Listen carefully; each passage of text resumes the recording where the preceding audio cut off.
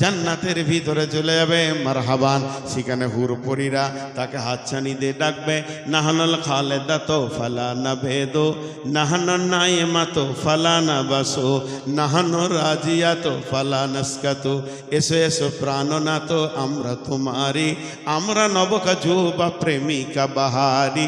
হেসে হেসে কইব কথা হব গলার হারি, করিব কথার ছলে প্রাণ মঞ্চুরি। এসো এসো প্রাণনাথ আমরা তোমারি, পেয়েছি মরণ শূন্য জীবনের তোরে, মুখেতে মতির ঝলে চক্ষুটাজ বাড়ি। এসো এসো প্রাণনাথ আমরা তোমারি, আমরা নবকাজুবা প্রেমিকা বাহারি। এসো এসো প্রাণনাথ আমরা তোমারি। কোন জিনিস সিস্টেম হলো রে ভাই? ডাকবে সুখ আর সুখ, আবাদান আবাদান আবাদান আবাদা। জান্নাতে সুখ আর সুখ, জান্নাতীদেরকে দুঃখ দিতে হবে না। যদি খালি একবার ঘোষণা করা হয় জান্নাতীরা তোমাদেরকে জান্নাত থেকে বাইরে যেতে হবে, অতি ওদের দুঃখ বেড়ে যাবে। জান্নাত থেকে বাইরে যেতে দুঃখ হয়ে যাবে, এমন জান্নাত সুখের জায়গা। আর জাহান্নাম এত কঠিন জায়গা, জাহান্নামীদেরকে যদি খালি বলা হয় দুনিয়ার আগুনে দেওয়া হবে তো ঈদ হয়ে যাবে। 70 কোন তেজ আগুনে পুড়ছে, যদি বলা হয় তোকে দুনিয়ার আগুনে দেওয়া হবে ঈদ হয়ে যাবে। ভাইয়া অনেক কথা আপনাদের সামনে রাখলাম, এর নাম কিয়ামত, এর নাম কিয়ামত। কিয়ামতে আদালত হবে। এবার আল্লাহ এলান করবেন, প্রথমে আদালত হবে হাক্কুল্লাহ। আল্লাহ নিজের গলা বুঝে নেবেন, নামাজ পড়েছো কিনা, রোজা রেখেছো কিনা, যেগুলো হক্কুল্লাহ সেগুলো হয়ে যাবে। হাক্কুল ইবাদ যখন শুরু হবে আল্লাহ বলবেন, হাসরবাসী আমি রব এখানে বিচারে বসে গেছি। সুম্মা নুফিকা ফীহি উখরা ফাইদাহুম কিয়ামুন ইয়ানজুরুন ওয়া আশরাকাতিল আরদু বিনূরি রাব্বিহা ওয়া জিয়াল কিতাবু ওয়া জিয়া বিন নাবিয়িনা ওয়াস শুহাদাই ওয়া কুদিয়া বাইনাহুম বিল হাক্কি ওয়া হুম লা ইউযলামুন ওয়া কুদিয়া বাইনাহুম বিল হাক্কি ওয়া কুদিয়া বাইনাহুম বিল হাক্কি ওয়া হুম লা ইউযলামুন। হাসরবাসীরে আমি বাদী বিবাদীর মধ্যে বিচার করব। এখন আমি বিচারে বসে গেছি, মানুষের সঙ্গে মানুষের বিচার হবে। প্রথম আদালতটা গুটিয়ে দিয়েছি, প্রথম আদালত আল্লাহর সঙ্গে মানুষের বিচার। আমার নামাজ পড়েছো কিনা, আমার যাকাত দিয়েছো কিনা, আমার রোজা রেখেছো কিনা, আল্লাহ নিজের পাওনা কটা বুঝে নিল। এবার দ্বিতীয় আদালত যখন শুরু হবে মানুষের সঙ্গে মানুষের বিচার, আব্দুল সালামের সঙ্গে আবুল কালামের বিচার, বিচার হবে শরীয়তের সঙ্গে মহসিনের বিচার হবে, বিচার হবে রফিকের সঙ্গে সাফিকের, বিচার হবে আজিজুরের সঙ্গে মহিষুরের। এইভাবে বিচার যখন শুরু হয়ে যাবে আল্লাহ বলবেন, হাসরবাসীরে আয়, কে কার হককে দাবিয়ে দিয়েছে আজকে আমি তার হককে পাইয়ে দিব। শক্তির বলে জায়গাকে দেবে নিয়েছে, শক্তির বলে ডিহিকে দেবে নিয়েছে, শক্তির বলে মাঠের জমিকে দখল করেছে, শক্তির বলে 20,000 টাকা দেয়নি, 2,500 টাকা পেতিস ওটা দেয়নি, তাওয়াক্কা করেনি। একবার আয় হাসরের ময়দানে, আমি আজকের দিনে তোর পাওয়ানাকে পাইয়ে দিব। ওয়াকুদিয়া বাইনাহুম, আমি বাদী বিবাদীর মধ্যে কাজী হব, বিচার করব। ওয়াহুম লা ইউযলামুন, আমি কারো উপরে জুলুম করব না, আমি ন্যায় বিচার আজকে করব। ন্যায় বিচার শুরু হয়ে গেল। আল্লাহ আমি টাকা পেতাম, ওর বাড়ির দরজায় 20 বার গেছি, শেষকালে লজ্জা লেগে গেছে আর যাইনি। আল্লাহ আমার সেই 30 টাকা দেয়নি। দাঁড়াতে অনেকে টোটোতে চাপে, ওদের তো বুদ্ধি কম, যারা টোটো চালায় ওদের বুদ্ধি কম, ওদের চাপলে টাকাটা ঠিক মতো দিয়েন, ওদের হুঁশ কম, ওরা রাস্তার মাঝে যাবে। আল্লাহ ওদেরকে বলেছে যে রাস্তার সাইডে ওরা জীবনে যাবে, দেখতে পাবে না। আর যখন টোটোর হ্যান্ডেল ধরে ঠিক মনে হয় স্পাইজেটের পাইলট, ওদের ভঙ্গিটা দেখে মনে হয় স্পাইজেটের পাইলট। অনেক আবার টোটোতে এত কাপড় বেঁধে সাজিয়েছে মনে হচ্ছে যে জান্নাতের গাড়ি দিয়েছে আল্লাহ। তো এই লোকগুলো আপনার ভাড়া কত? বাড়ির দরজা 20 টাকা ভাড়া, যেখানে উঠেছেন এসে নামলেন, 20 টাকা দিলেন না, দিলেন 15 টাকা। ও বেচারা বলছে ভাই আর 5 টাকা দিন। এই যে শব্দ আছে মানে নাই, হেঁকড়ে চলে গেল। ওর মনে যদি কিন্তু থেকে যায় ওটাই আপনার কিয়ামত। ও যদি মাফ করে তা ভালো, আর যদি ওর মনে কিন্তু থেকে যায় আমার 2 টাকা দিলি না, ওটাই কিয়ামত।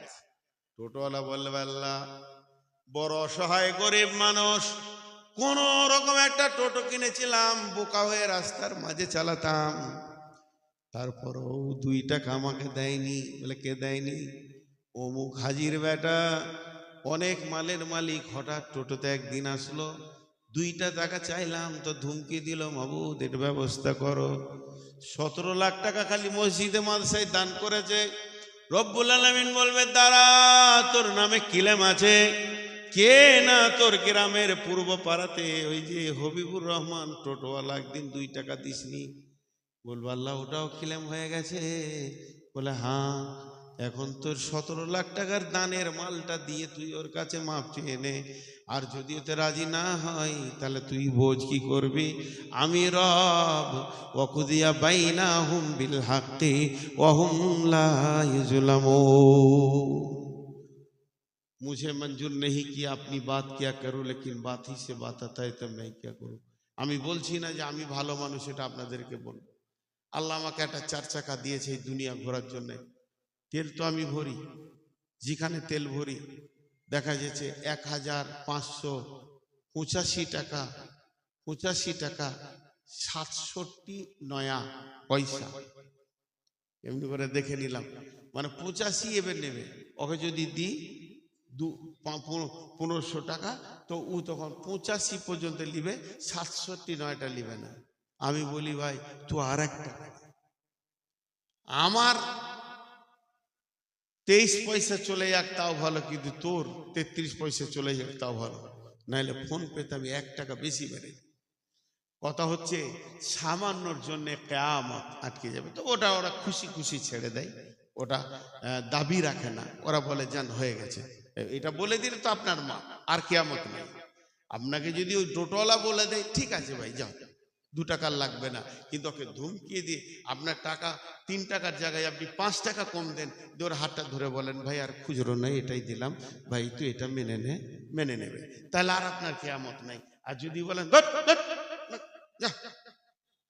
আপনি ভাবলেন যে ওর কাছে আমি ছোট হব, ও মনে মনে ভাবছে পিড়ে একদিন রস বের করে তোর তেল বের করে নিব। পিড়বো যেদিন সেদিন তোর সর্ষে বুঝবে যে কত তেল হবে, সেই দিনটা কঠিন দিন। রব্বুল আলামিন এই কিয়ামতের ময়দানে সমস্ত বিচারক দেখে, সমস্ত আপনার কিনা যারা পৃথিবীতে বিচার করেছে, পার্টির বিচার করেছে, গ্রাম্য বিচার করেছে, আবার আপনার কিনা যারা সর্দারকে নিয়ে বিচার করেছে, হক বিচার পায়নি, ওই লোকগুলো কিয়ামতের দিনে বিচার নেবে। ওয়াকুদিয়া বাইনাহুম বিল হাক্কি ওয়া হুম লা ইউজলামুন। এবার সমস্ত বিচার যখন হয়ে গেল, জান্নাতীরা জান্নাতে চলে গেল, জাহান্নামীরা জাহান্নামে চলে গেল। মধ্যখানে একটা তফসির এইরকম আছে, এটাকে কেউ জাল জয়ীফ মৌজু বলছে। কিয়ামতের ময়দানে একটা সহি হাদিস আগে বলে নি, সমস্ত হাসর বেটে আদম আলাইহিস সালামের কাছে যাবে। আদম আলাইহিস সালাম বলবে আমার দ্বারা এই কাজ হবে না, আজকের দিনে আমি আল্লাহর কাছে কি করে দাঁড়াবো আমি নিজেই ভাবতে পারছি না। আমাকে বলা হয়েছিল ফালা তাকরাবা হাযিহিস সাজারাতা ফাতাকুনা মিনাজ জালিমিন, খবরদার ওই গাছের কাছে যাবি না। আমি চলে গেছিলাম, আমি নিজের ব্যাপারে ভুগছি, তোমরা চলে যাও। হযরতে নূহ আলাইহিস সালামের কাজ, সমস্ত হাজরবাসী নূহ আলাইহিস সালামের কাজ যাবে। হযরতে নূহ আলাইহিস সালাম জবাব দেবেন হাসরবাসীরে,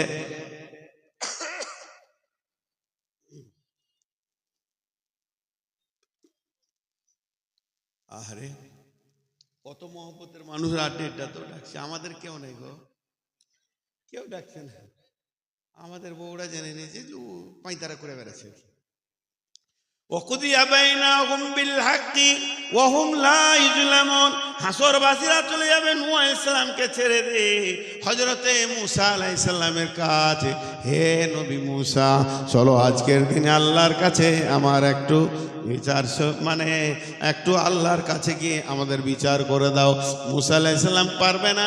হযরতে মূসা বলবে তোমরা চলে যাও হযরতে ঈসার কাছে। হযরত ঈসার কাছে যখন হাসরবাসী পৌঁছাবি তখন হযরত ঈসা বলবে, ওরে ভাইরে, কোনো নবীর কাছে গিয়ে লাভ নাই।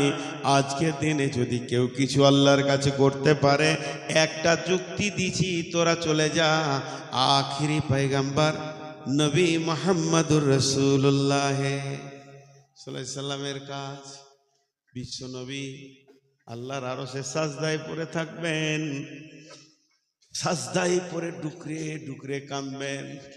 আমার রব তার পবিত্র হাতটা বিশ্বনবীর মাথার চুলের ভিতরে এমনি করে ভরে তুলে বলবে, ইয়া মুহাম্মদ হাবিবি, হে আমার বন্ধু মুহাম্মদ, কেন তুমি কাঁদছো?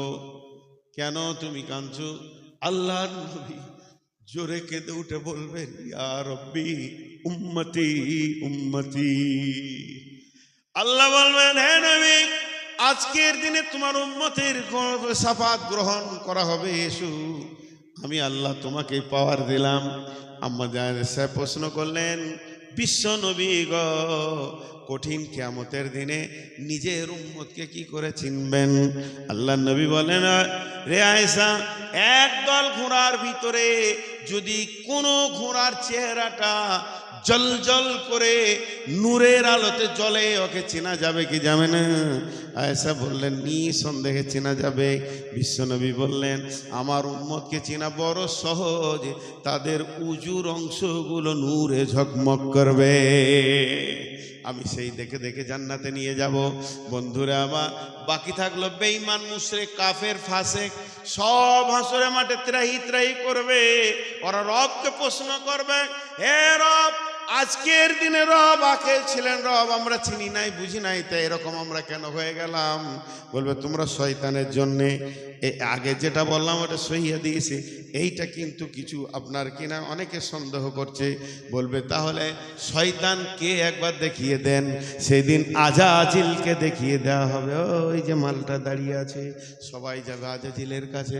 বলো, আজকের দিনে তুমি চলো, তুমি হুকুম করেছো, আমরা মেনে নিয়েছি, অমুকে করে বোম ফাটাও। এই মালগুলোও থাকবে সেই দিনে, যারা নেতৃত্ব দিয়েছে দুনিয়াতে, অমুককে মারো, অমুককে মার্ডার করো। তুমি তো কত কুবুদ্ধি দিয়েছো, এ পূজা করো, পূজা করো, দেবদেবী পূজা করো, পাথর পূজা করো, মূর্তি পূজা করো। তুমি দিয়েছো মাজারের কাছে চলে যাও, মাল পেয়ে যাবে। এগুলো সব যখন তুমি করিয়েছো, আজকের দিনে তোমাকে সুপারিশ করতে যেতে হবে।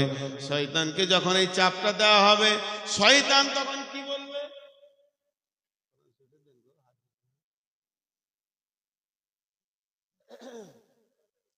শয়তান কিয়ামতের মাঠে দাঁড়িয়ে থাকতে থাকতে যখন এই চাপটা ওকে সৃষ্টি করা হবে, তখন শয়তান হাসরবাসীকে ডেকে বলবে, হাসরবাসী, আমি কষ্টে আছি, তোমরা কষ্টে নাই, আর তোমরা কষ্টে আছো, আমি নাই, এটা তো নয়। এখানে সবাই আমরা কষ্টের মধ্যে রয়েছি, তাইলে আজকের দিনে কষ্ট সবারই সমান। আমার উপরে মালামাত করে লাভ নাই, আমার উপরে চাপ দিয়ে কোনো লাভ নাই, আমাকে বেশি করে তোমরা চাপ দিয়ে কোনো লাভ করতে পারবে না।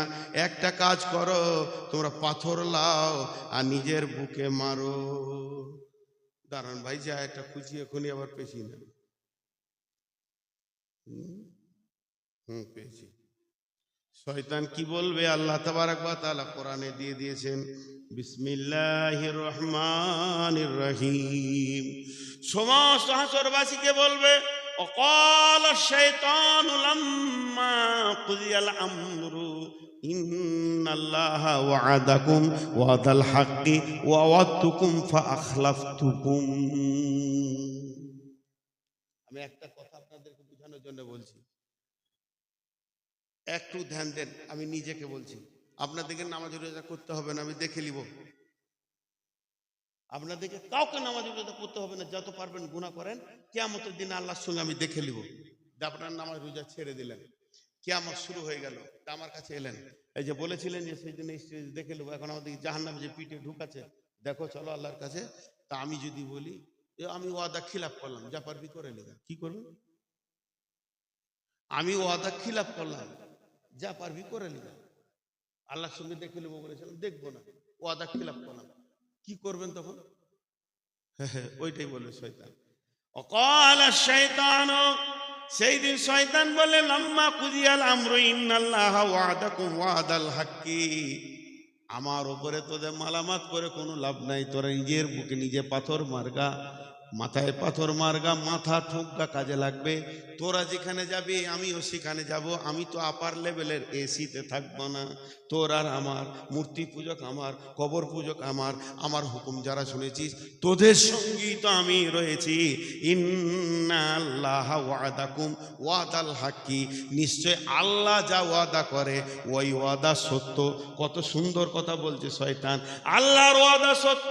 ওয়া ওয়াদতুকুম ফা আখলাফতুকুম, তোদের সঙ্গে আমি যা ওয়াদা করেছিলাম সেটা খিলাফ করে দিলাম, যা পারবি করগা, পাথর মাথায় মাথায় পাথর মার আর চল একসঙ্গে জাহান্নামে ঢুকি।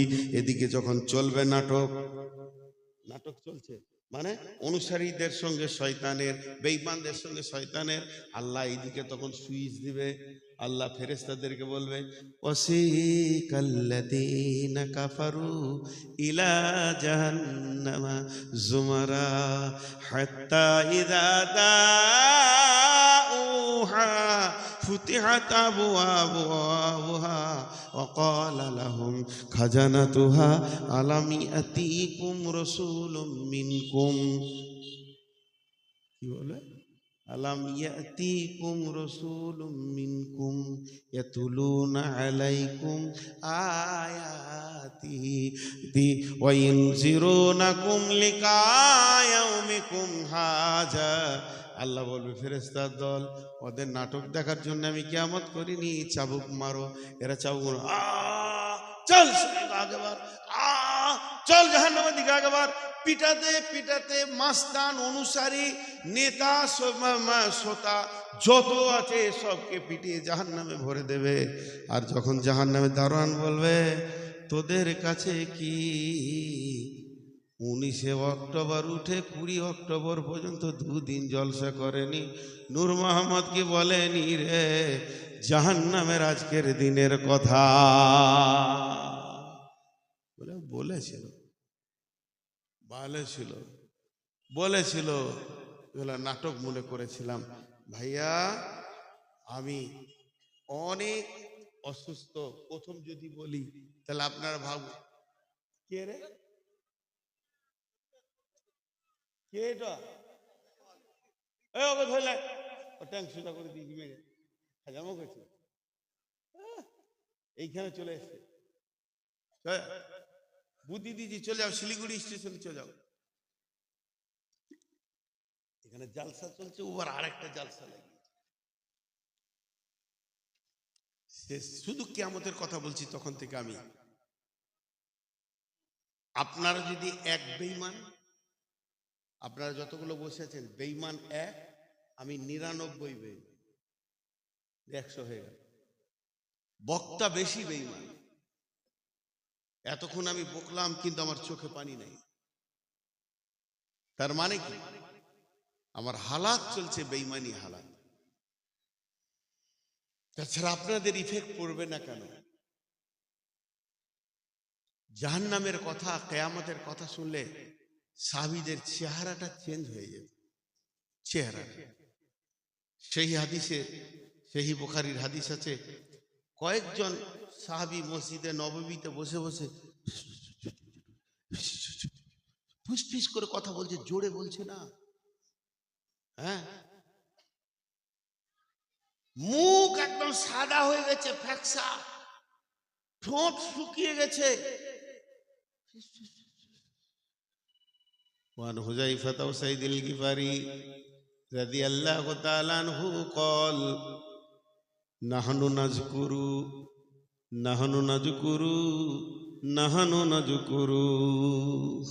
আমরা মসজিদে বসে বসে গল্প করছি, আলোচনা করছি, আলোচনা করতে করতে ঠোঁট শুকিয়ে গেছে, পানি দিলে মনে হচ্ছে গলগল করে 2-4 লিটার করে পানি খাবো, এত ভিতর শুকিয়ে গেছে, চোখ সব ছলো ছলো, মুখ শুকিয়ে গেছে।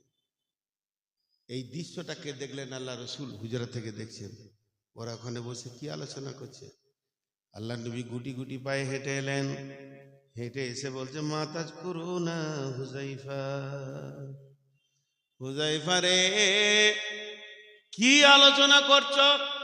মসজিদের ভিতরে কোনো দুনিয়া আলোচনা করা যায় না, আর তোমরা গভীর ভাবে আলোচনায় মেতে আসো। হুযায়ফা, আমার তো বুঝে আসছে না তোমরা কি আলোচনা করছো, তোমাদের চেহারাগুলো চেঞ্জ হয়ে গেছে।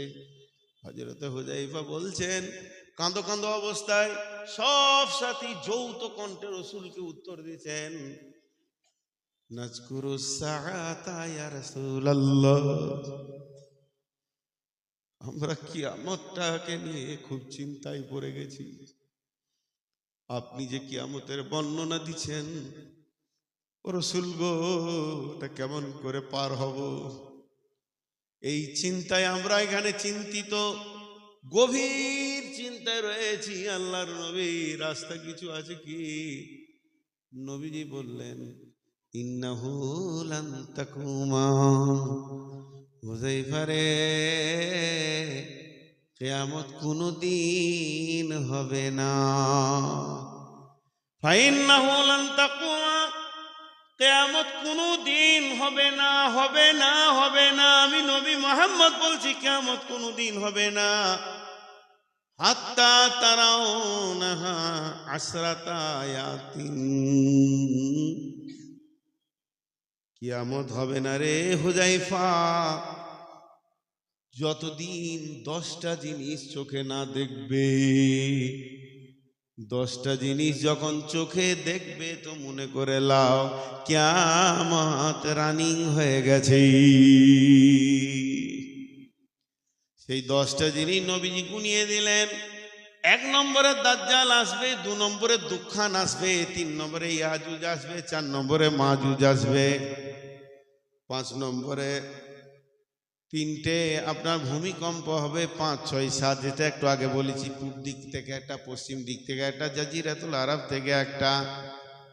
8 নম্বরে হযরত ঈসা আলাইহিস সালাম চতুর্থ আসমান থেকে আসবে। আর 9 নম্বরে পূর্ব দিক থেকে একটা আগুন বের হবে। আর 10 নম্বরটা, আর 9 নম্বরে পূর্ব দিক থেকে একটা আগুন বের হবে। 10 নম্বরে সমস্ত মানুষকে হাসরের ময়দানে জমা করে দেবে।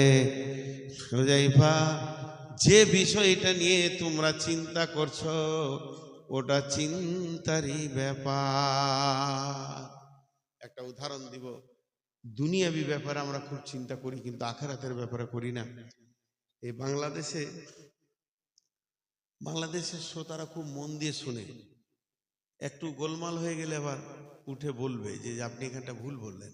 ভালো লাগে বাবা, আপনারা আমার এখন যদি একটা ভুল বলে ধরে দেন, আমি খুশি হব।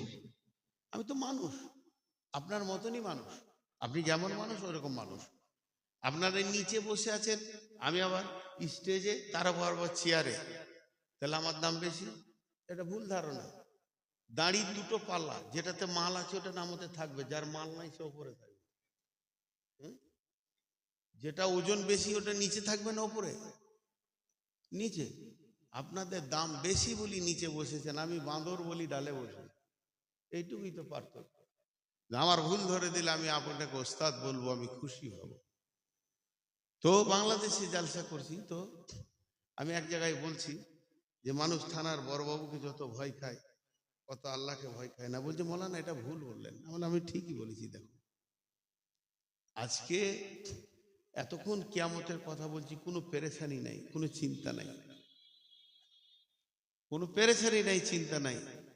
আর এইখানে বসে জালসা শুনছেন, আর বাড়ি থেকে ফোন এলো, হ্যালো কোথায়? বল বাড়িতে, জালসা শুনছি, নূর মোহাম্মদ বকছে, একটু উঠে এসো, বাইরে এসো। বাইরে গেলেন, বলছে গত 3 দিন আগে যে মার্ডারটা হয়েছে হাই রোডের ওপরে, ওটা আপনার বড় ছেলেকে 2 নম্বর আসামি করে দিয়েছে, ওর বড় বেটায়। ও আর জালসা শুনবে?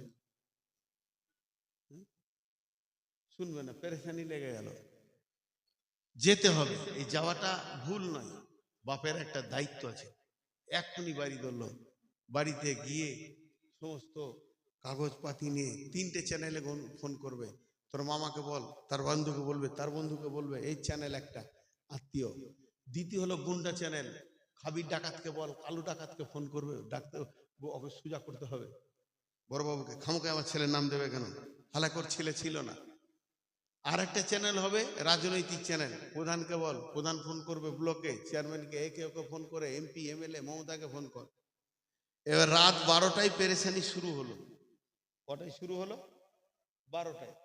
1 ঘন্টা 2 ঘন্টা 3 ঘন্টা 4 ঘন্টা চলার পর 1টা 2টো 3টে 4টা 5টা 4 ঘন্টা চলার 5 ঘন্টা যখন হয়ে গেল, তখন একবারে কলকাতা লালবাজার সেন্ট্রাল থানা থেকে ফোন করছে চোপড়া থানার বড়বাবুকে, স্যার ছেলেটা দোষী নয়, বাড়িতে ছিল না, ওর নামটা কেটে দেওয়া হোক।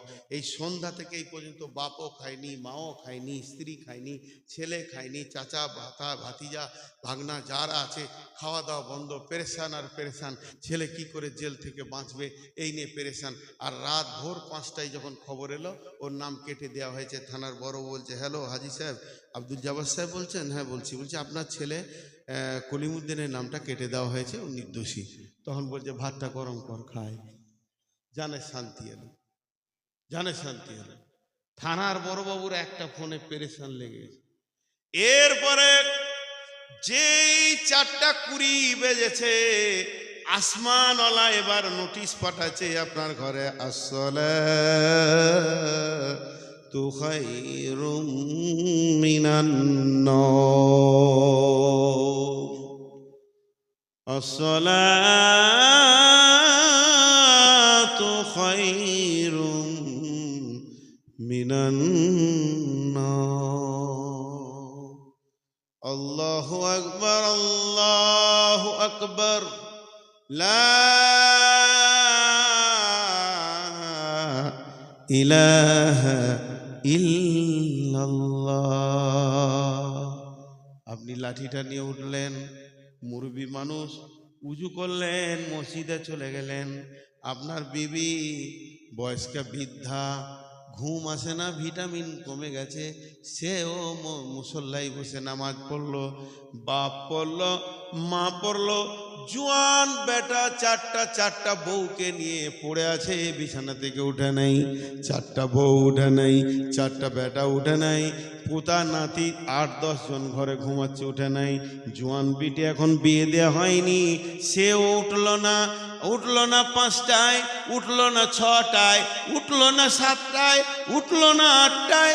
আল্লাহ তাবারাক ওয়া তাআলা তার ফেরেশতাদেরকে দিয়ে ওই ঘরে ওই আসামিদের নাম ধরে জাহান্নামের নোটিশ টেঙে দিল, তোর বেটা এবার জাহান্নাম জাহিমে দাও দাও করে জ্বলবে। মায়ের চিন্তা নাই, বাপের চিন্তা নাই, যে চিন্তাটা ছিল দুনিয়ার জেলকে নিয়ে, যে আমার ছেলে 3 মাস শিলিগুড়ি জেলে চলে যাবে, আমার সাথে দেখা হবে না, ওই চিন্তাটা জাহান্নামকে নিয়ে মা বাপের নাই। মা বাপের যদি থাকতো, বেটার হাতটা ধরে বলতো, ওঠ রে বাবা, একটু আগে দুনিয়ার জেল থেকে তোকে বাঁচালাম, এখন আমাকে জাহান্নাম থেকে তোকে বাঁচাতে হবে, ওঠ বাবা, উজু কর, মসজিদের কাতারে দাঁড়া। আল্লাহর নোটিশকে মানুষ তাওয়াক্কা করে না, জাহান্নামকে তাওয়াক্কা করছে না, কিন্তু কিয়ামত হবে, কিয়ামত হবে, কিয়ামত হবে।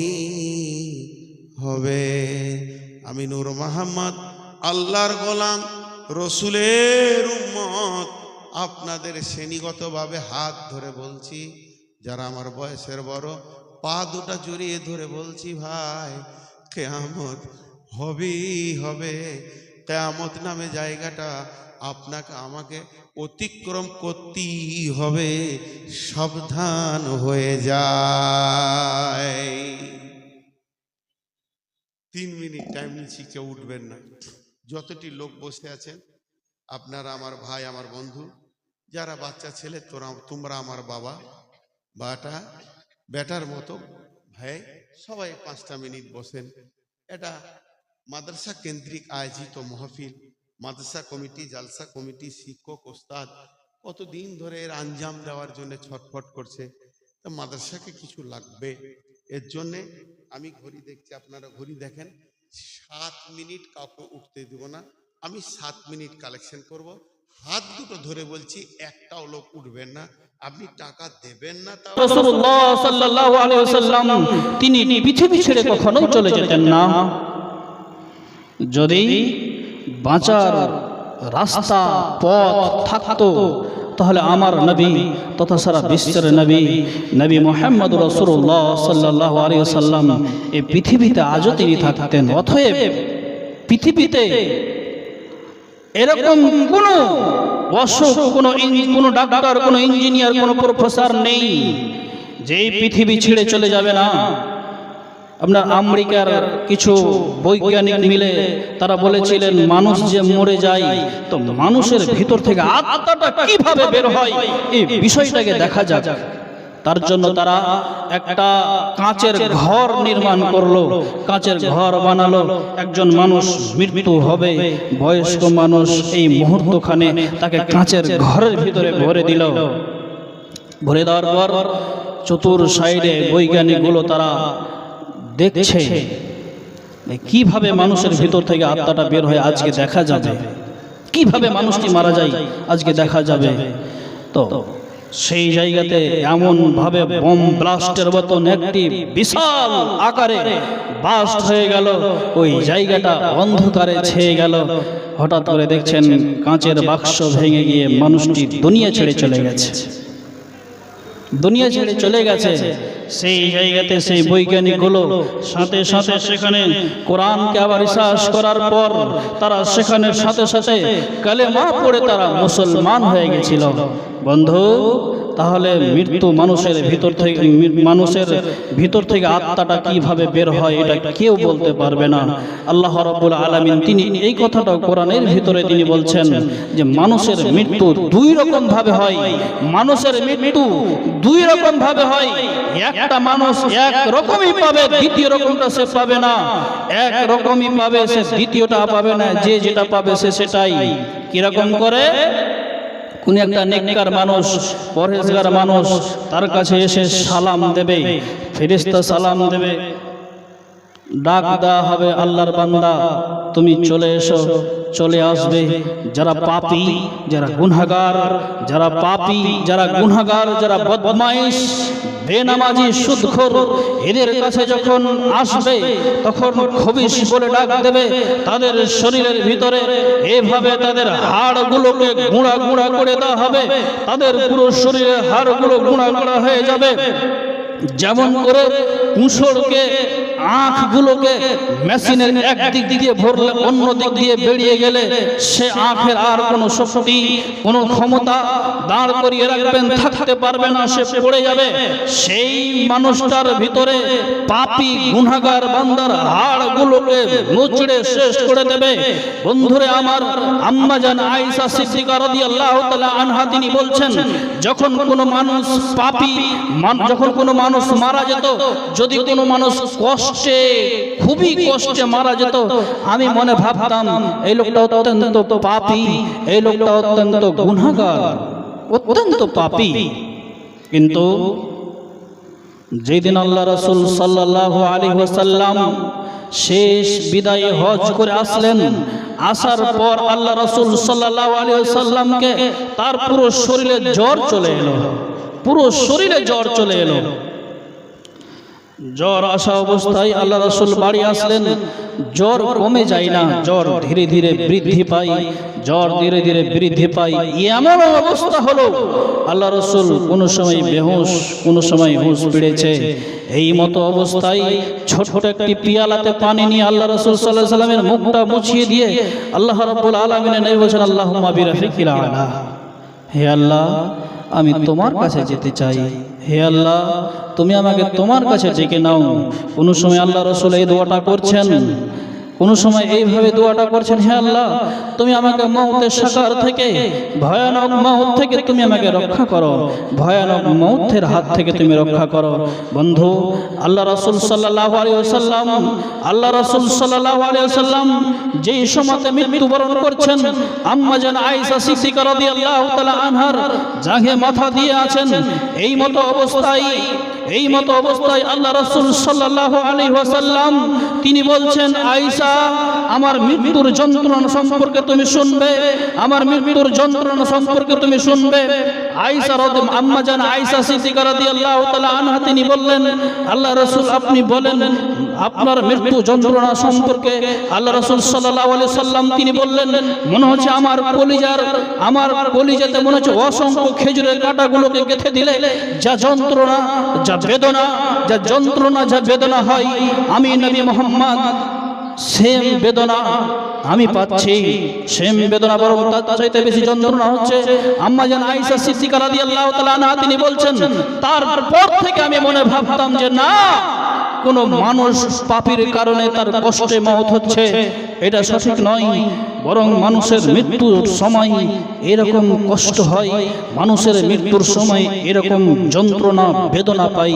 বন্ধু, আপনি পাপ করছেন, গুনাহ করছেন, পাপের সাগরে ডুবে আছেন। দেখেন একজন বিশ্ব নবী, যিনি নবীদের নবী, যিনি মহানবী, যিনি নবী মুহাম্মদ সাল্লাল্লাহু আলাইহি সাল্লাম, তিনার ইন্তিকালে যদি এত কষ্ট হয়, আপনার অবস্থাটা কি হবে বন্ধু? আপনার অবস্থা কি হবে? আপনার হালাত কি হবে? অতএব মৃত্যুর হাত থেকে তো পলায়ন করার কোনো রাস্তা নেই। মৃত্যুর হাত থেকে পলায়ন করার জন্য কোনো রকমের পথ নেই, কোনো রকমের পন্থা নেই। আপনি যদি সপ্তম জমিনের ভিতরে ঢুকে যান, পাহাড়কে ফাটিয়ে দিয়ে যদি পাহাড়ের ভিতরে ঢুকে যান, তারপরেও মালাকুল মউত সেখানে গিয়ে উপস্থিত হবে। মালাকুল মউত সেখানে গিয়ে উপস্থিত হবে। আপনি যে কোনো কোনায় থাকেন না কেন, যেখানেই ঢুকে যান না কেন পৃথিবীর, মালাকুল মউত ঠিক উপস্থিত হয়ে যাবে সেই জায়গাতে। অতএব মৃত্যুকে বলে ভয় করুন, মৃত্যুকে বলে স্মরণ করুন।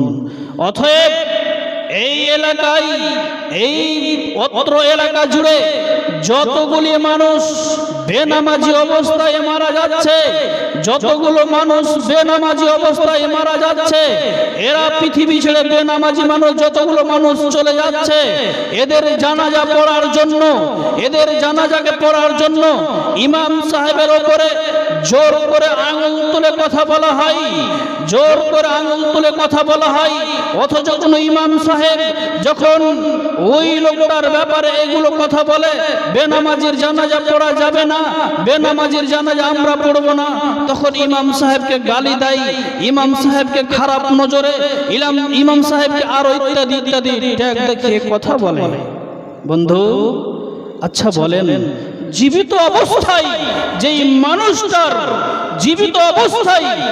মানুষটার নামাজের কোনো প্রয়োজন পড়ল না, মৃত্যুর সময়তে কিসের জানাজা? মৃত্যুর সময়তে আবার কিসের জানাজার প্রয়োজন? কিসের জানাজার প্রয়োজন হবে বলেন দেখি বন্ধুরে আমার। অতএব প্রত্যেকটা মানুষকে মওতের হাতে শিকার হতে হবে। আল্লাহ রাব্বুল আলামিন তিনি বলছেন, কুল্লু নাফসিন যায়িকাতুল মাউত, প্রত্যেকটা প্রাণীকে মৃত্যুর স্বাদ গ্রহণ করতে হবে, প্রত্যেকটা প্রাণীকে মৃত্যুর স্বাদ গ্রহণ করতেই হবে। এরকম কোনো মানুষ নেই যে মৃত্যুর হাত থেকে বেঁচে যাবে, এরকম পৃথিবীর কোনো মানুষই নেই, এরকম কোনো পৃথিবীর মেশিনই আবিষ্কার হয়নি যে আপনাকে মৃত্যুর হাত থেকে বাঁচিয়ে নেবে, এরকম কোনো মেশিন আবিষ্কার হয়নি। অতএব ভয় করুন মৃত্যুকে বলে, ভয় করুন মৃত্যুকে বলে। হযরতে মুসা আলাইহিস সালাতু ওয়াস সালামের জামানায় তার কওমেরা যেন তিনি মুসা নবীকে বলছেন, হে মুসা, মানুষের ভিতর থেকে কেমন করে আত্মাটা বেরিয়ে যায়, কিভাবে বের হয়? হযরতে মুসা আলাইহিস সালাম তিনি বললেন, আমরা তো হলাম নবী, তোমাদেরকে প্র্যাকটিক্যালে দেখা যাবে না, তবে তোমাদেরকে একটা উদাহরণ দিয়ে বোঝাই।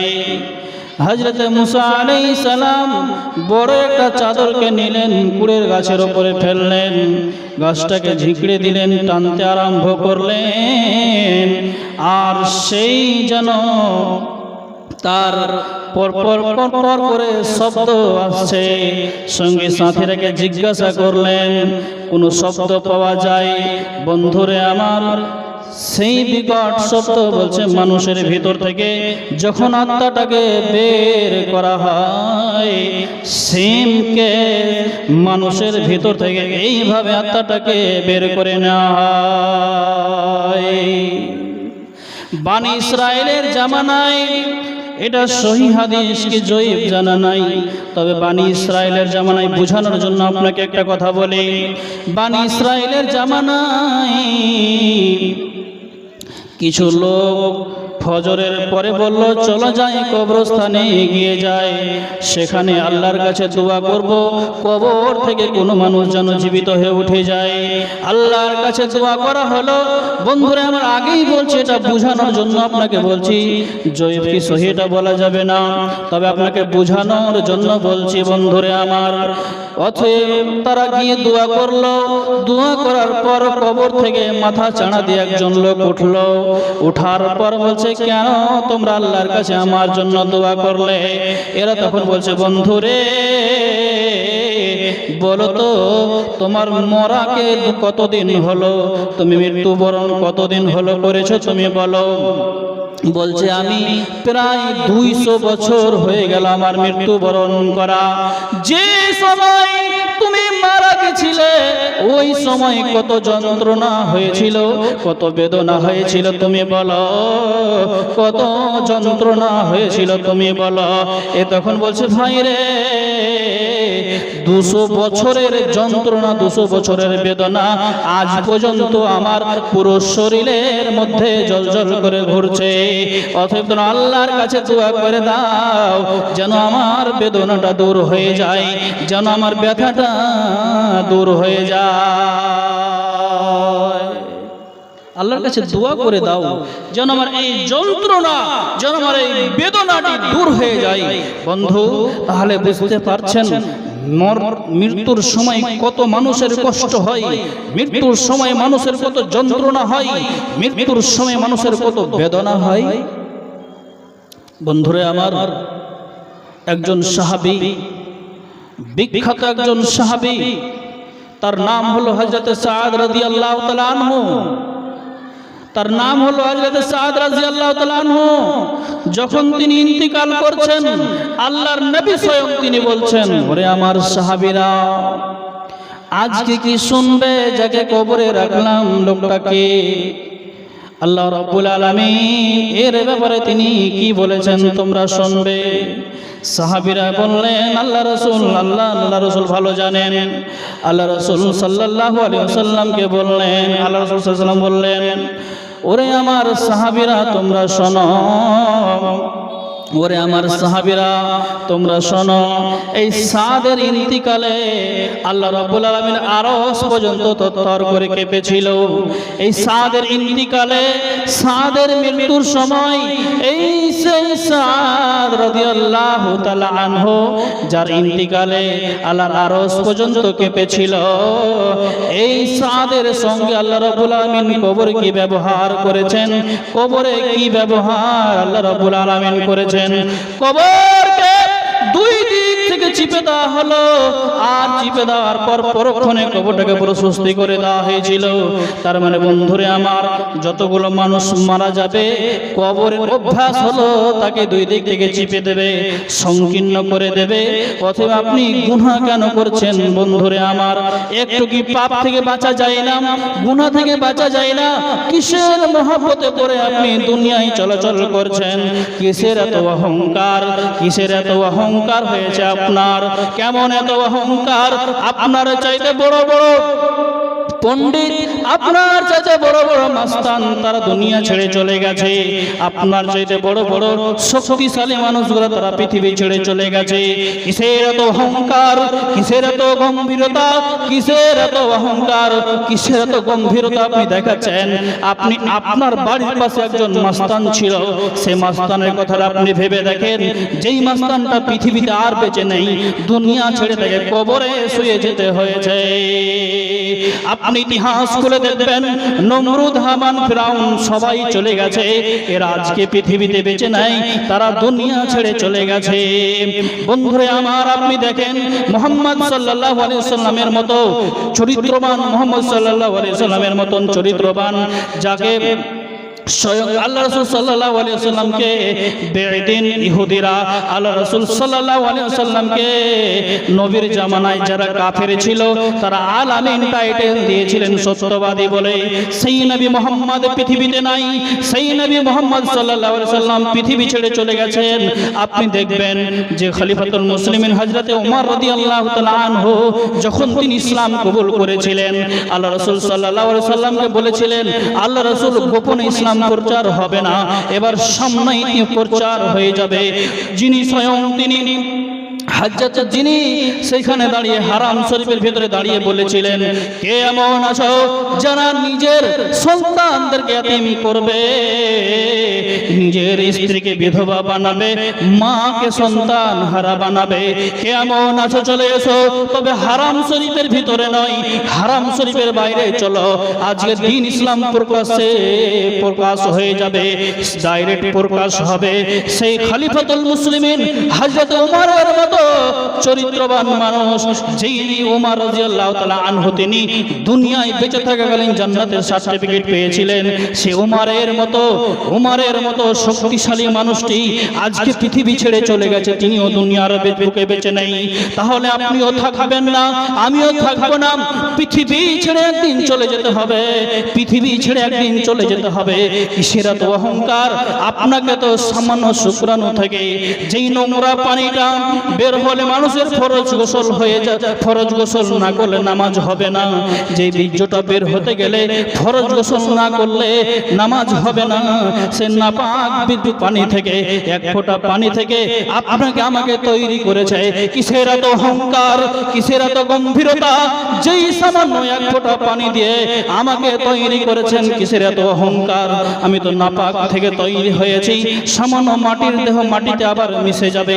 অন্ধকার কবরে আমাকে রেখে দিয়ে চলে আসবে, কবরে আমাকে ভরে দিয়ে চলে আসবে। কিসের এত অহংকার, কিসের এত গম্ভীরতা? বন্ধুরে আমার, অতএব আপনি আমি সবাই কবরে চলে যাব। একবার আল্লাহকে বলে ভয় করো, একবার আল্লাহকে বলে ভয় করুন, ফিরে আসুন আল্লাহর পথে, ফিরে আসুন আল্লাহর দিকে। অতএব আপনি নাচ গান যত কিছু আছে সেইগুলোকে পরিত্যাগ করে দেন, সেইগুলোকে ছেড়ে দেন। আপনি একটাই কথা মনে ভাববেন, রব্বুল আলামিন, আমি এই পৃথিবী ছেড়ে চলে যাব। আল্লাহ জানি না কবরে কি হালাই জীবন যাপন কাটবে, কবরে কিভাবে আমার জীবন যাপন কাটবে, এটা আমার জানা নেই। অতএব মাবুদ, আমি তোমার কাছে ক্ষমা চাই, তোমার কাছে পানাহ চাই। আল্লাহ, তুমি আমাকে ক্ষমা করো। আল্লাহ রাব্বুল আলামিন তিনি আপনাকে আমাকে ক্ষমা করবেন, তিনি আপনাকে আমাকে আল্লাহ সুবহানাহু ওয়া তাআলা ক্ষমা করবেন। অতএব গম্ভীরতা দেখিয়ে পৃথিবীতে চলাচল করিয়েন না। আপনাকে এই পৃথিবী ছেড়ে একদিন না একদিন যেতেই হবে, একদিন যেতে হবে। পৃথিবী ছেড়ে আপনাকে কবরে রেখে দিয়ে চলে আসবে। বন্ধুরে আমার, মহব্বতের মানুষটাকে তাহলে একদিন যখন পৃথিবী ছেড়ে আমি যাব, তার আগেখানেই আসুন না সবাই মিলে একসাথে আল্লাহর দিকে ধাবিত হই। আসেন না এই ধরনের এই ধরনের এতিমখানা মাদ্রাসাগুলোকে, আল-আকসা ফাউন্ডেশনগুলোকে, যেখানে মানুষদের সাহায্য সহযোগিতা করা হয়, সেদিকে একবার ফিরে আসি, সেদিকে একবার আমরা নজর দেই, একবার হলেও আমরা ভালো আমলটা করি। তাই সকলের কাছে আবেদন এটাই যে আল্লাহ রাব্বুল আলামিনের পথে ফিরুন এবং ভয় করুন মৃত্যুকে বলে। ভয় অবশ্যই করবেন। কবরে আযাবকে বলে যে কঠিন ভয়ানক আযাব হবে কবরে। কবরকে দুই দিক থেকে চিপে দেওয়া হবে, হাড় হাড্ডিকে গুঁড়ো গুঁড়ো করে দেওয়া হবে। বন্ধুরে আমার, এখান থেকে আমি আমার বক্তব্য শেষ করছি। আসসালামু আলাইকুম ওয়া রাহমাতুল্লাহি ওয়া বারাকাতুহু।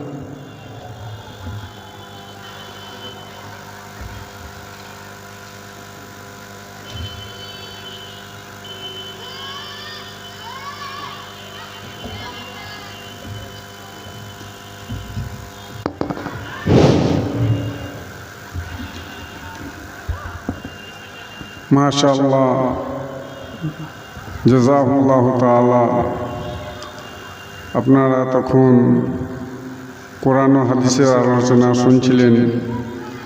এবারে আমাদের সামনে মঞ্চে আসবেন ফজিলত শেখ জনাব শহীদুল ইসলাম হেমায়তি সাহেব। জনাব শহীদুল ইসলাম হেমায়তি সাহেব, মাইকে।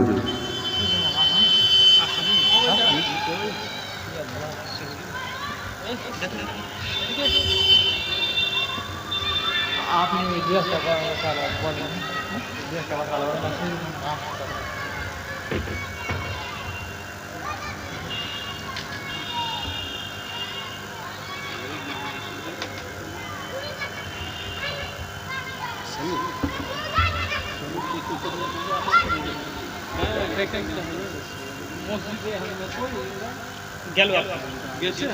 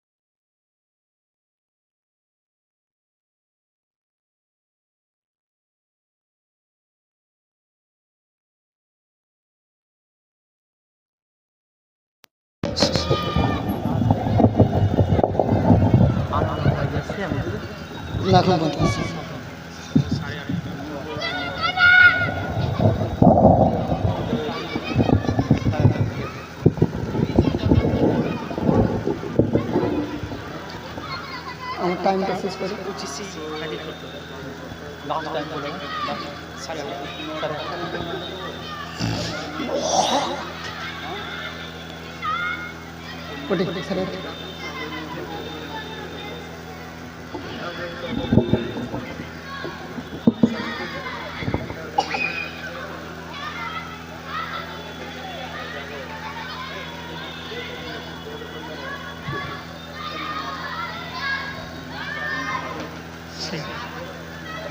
सूरज झंकार लगा दिया बजा दिया।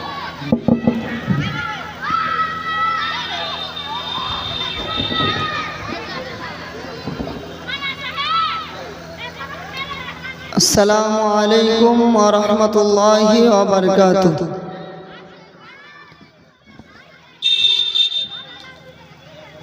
इन्नल हम्दुलिल्लाह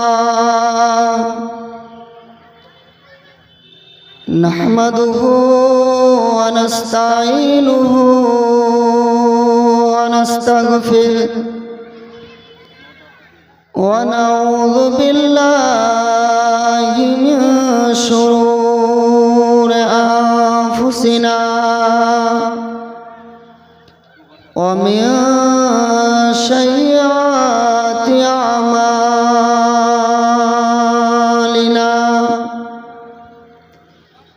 من يهدي الله فلا مضل له ومن يضلل فلا